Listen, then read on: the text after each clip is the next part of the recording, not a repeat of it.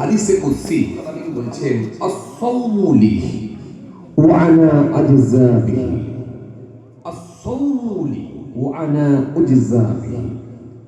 আল্লাহ বলছে আস-সাওমু লি ওয়া আনা আজজা বিহি, রোজা আমার জন্য আর রোজাদারের পুরস্কার আমি আল্লাহ আমি দেব। বলবেন না সুবহানাল্লাহ? টেম্পার এত কম কেন? হিয়ারিং কি এখনো বাকি আছে নাকি? না হিয়ারিং হয়ে গেছে? হয়ে গেছে হিয়ারিং? লিস্ট কি পেয়ে গেছেন নাকি? ভোটার লিস্টে নাম উঠেনি এমন হয়ে গেল নাকি? না না, দোয়া করবো আল্লাহ সবার ভোটার লিস্টের নাম তুলে দেবে ইনশাআল্লাহ। চিন্তিত সুবহানাল্লাহ বলবেন উদার মনে, কারণ এখানে আপনি কিছু সঞ্চয় করার জন্য এসেছেন। জীবনকে দুটো পার্টে ভাগ করতে হয়, একটা ইহকাল আর একটা হলো পরকাল। ইহকালের জন্য টাকা, মরে গেলে ফাঁকা, আর পরকালের জন্য দরকার হলো আমল। এখানে আপনার ইনকাম করতে এসেছেন আপনি, বাট সেটা টাকা নয়, নেকি ইনকাম। আমরা টাকা ইনকাম করতে গেলে যতটা আমরা সতেজ থাকি, যতটা চাঙ্গা থাকি, যতটা আমাদের মনোবল ঠিক থাকে, ঠিক নেকি ইনকাম করতে গেলে সেরকমই চাঙ্গাতে হবে, মনোবলটা সেরকমই রাখতে হবে, স্পিডটা সেরকমই রাখতে হবে। তবে তো আল্লাহ রাব্বুল আলামিন ভালোবেসে আমাদেরকে সওয়াবের হকদার করবেন।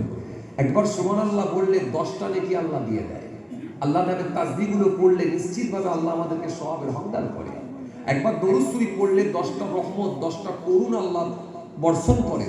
মান সাল্লা আলাইহি ওয়াহিদান সাল্লাল্লাহু আলাইহি আশারা, যে ব্যক্তি আমার উপর একবার দরুদ শরীফ পড়ে, নবী বলেছেন তার উপর আমার আল্লাহ 10টা করুণা, 10টা রহমত আল্লাহ বর্ষণ। কথা বুঝে আসছে? চলুন যে কথা আপনাদের বুঝাতে চাইছিলাম, তাকান, খেয়াল করেন।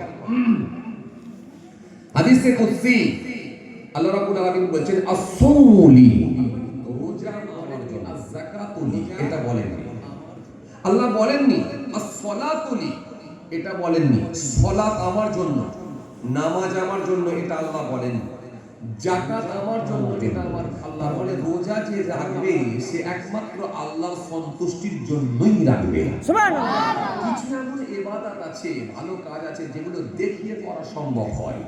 যেমন যেমন কুরবানিতে একটা বড় মাপের গরু দেয় লোক, দেখছে এক ওয়াক্ত নামাজ পড়ে না, কিন্তু ৭৩,০০০ টাকার গরু পুরো দেখিয়ে দিল এলাকার মানুষকে।